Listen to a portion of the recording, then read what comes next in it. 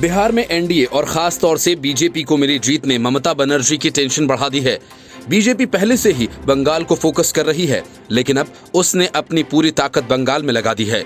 यहां अगले साल होने वाले चुनाव और बीजेपी यहां अभी से एक्टिव मोड में है।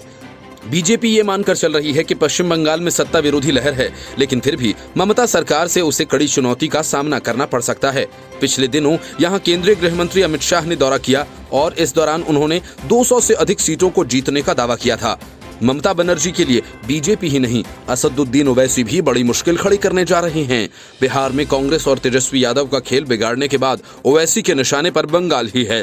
बिहार में 5 सीटें जीतने के बाद ओवैसी ने कहा कि हम बंगाल में आ रहे हैं और किसी भी कीमत पर वहां जाएंगे। हम मुर्शिदाबाद, मालदा, दिनाजपुर के इलाकों में जाएंगे। क्या अधीर रंजन चौधरी ने वहां मुसलमानों का ठेका लिया हुआ है? कांग्रेस सांसद अधीर रंजन चौधरी ने पिछले दिनों ओवैसी को वोट काटने वाला करार दिया था। बिहार में जीत के बाद पश्चिम बंगाल में बीजेपी के चुनाव प्रभारी कैलाश विजयवर्गीय ने कहा कि बंगाल में जीत इससे भी बड़ी होगी, क्योंकि पार्टी वहां 2/3 बहुमत से जीत दर्ज करेगी। बंगाल के लोग टीएमसी की अराजकता से तंग आ चुके हैं और अब वे बदलाव चाहते हैं। बिहार चुनाव में एनडीए को स्पष्ट बहुमत से बंगाल में बीजेपी का मनोबल काफी हद तक बढ़ा है, लेकिन अगर एग्जिट पोल की भविष्यवाणी सही साबित होती तो आरजेडी के नेतृत्व वाले महागठबंधन के हाथों बीजेपी को हार मिलती तो तस्वीर जरा उल्टी होती। दरअसल पश्चिम बंगाल में बीजेपी नेतृत्व की कमी, अंदरूनी कलह और पारंपरिक वोट बैंक की काफी कम संख्या चुनौतियों से जूझ रही है। 2019 लोकसभा चुनाव में 42 में से 18 सीटों पर मिली अप्रत्याशित सफलता के बाद बीजेपी बंगाल पर लगातार नजर गड़ाए हुए है और इसी के साथ ही वे ममता सरकार पर पहले से ज्यादा हमलावर हो गए हैं। बीजेपी बंगाल में खुद को टीएमसी का मुख्य प्रतिद्वंदी मान रही है, लेकिन दूसरी ओर राज्य में बीजेपी के लिए कई चुनौतीपूर्ण स्थितियां भी हैं। यहाँ मुस्लिम आबादी प्रचुर मात्रा में है और सीएए एनआरसी को लेकर केंद्र के रुख से यहाँ मोदी सरकार के खिलाफ माहौल बनाया गया है।